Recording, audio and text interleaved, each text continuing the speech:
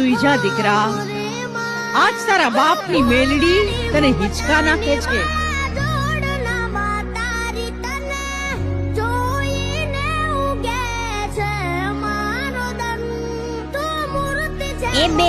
એ બેના ક્યાં છો તું? મને કોણ હિંચકા નાખે છે? એ બેન, મારા રમકડા ક્યાં? મારા બાળા રાજાને રમકડું જોઈએ.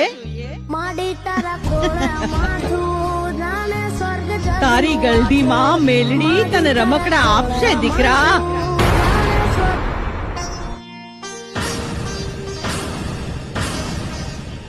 આજ દીકરીની અરજ સુણી માં મેલડી રમકડું બની ગઈ.